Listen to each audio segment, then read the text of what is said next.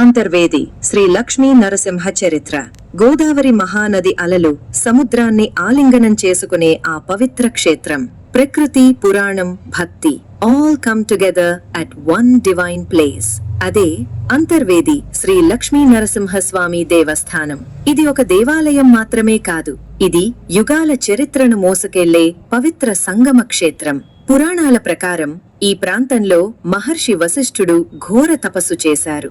ఆయన యజ్ఞాలను రాక్షసుడు రక్త విలోచనుడు భంగం చేసేవాడని కథనం. ప్రజలు భయంతో వణికిపోయారు. తావీనంగా ఆ సమయంలో రాముడికి ఇష్టమైన కలియుగ సింహరాజు రాజుగా ఉండేవాడు. ప్రజలు భయంతో వణికిపోయారు.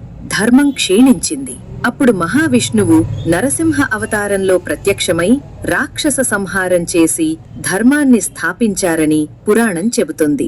రాక్షసుని సంహారం అనంతరం వశిష్ఠ మహర్షి స్వామివారిని ప్రార్థించారు. ప్రభూ, ఈ యజ్ఞభూమిలోనే శాశ్వతంగా కొలువై ఉండాలి. ఆ ప్రార్థనతో ఈ ప్రదేశం అంతరవేదికగా ప్రసిద్ధి చెందింది. కాలక్రమంలో అదే పేరు అంతర్వేదిగా మారింది. దేవాలయం ఏర్పడిన విధానం పురాణ కాలంలో ఆది ప్రతిష్ఠ జరిగిందని విశ్వాసం. చారిత్రకంగా చూస్తే సుమారు 15 నుంచి 16 శతాబ్దాల మధ్యకాలంలో స్థానిక పాలకులు, ముఖ్యంగా పిఠాపురం రాజులు, ఈ క్షేత్రాన్ని అభివృద్ధి చేసి ఆలయ నిర్మాణం చేపట్టారు. గర్భగుడిలో లక్ష్మీ సమేతంగా కూర్చున్న నరసింహస్వామివారు దర్శనమిస్తారు. ఇది చాలా అరుదైన రూపం.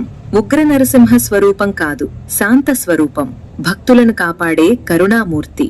సంగమ మహిమ ఇక్కడే. వశిష్ఠ గోదావరి నది బంగాళాఖాతంలో కలుస్తుంది. సంగమ స్నానం చేసి స్వామివారిని దర్శిస్తే పాప విమోచనం కలుగుతుందని భక్తుల విశ్వాసం. ప్రకృతి వైభవం మధ్య ఆధ్యాత్మిక అనుభూతి పొందే అరుదైన క్షేత్రం ఇదే. ఉత్సవాల వైభవం ప్రతి సంవత్సరం మాఘమాసంలో బ్రహ్మాసి సంవత్సరం మాఘమాసంలో బ్రహ్మోత్సవాలు అంగరంగ వైభవంగా జరుగుతాయి.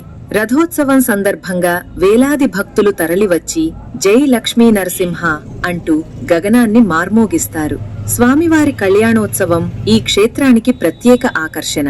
భక్తుల నమ్మకం సంతాన ప్రాప్తి కోసం, వివాహ యోగం కోసం, కుటుంబ శాంతి కోసం, కష్ట నివారణ కోసం భక్తులు స్వామివారిని ఆశ్రయిస్తారు. సంగమ స్నానం, నరసింహ దర్శనం జీవితాన్ని పవిత్రం చేస్తుందని నమ్మకం.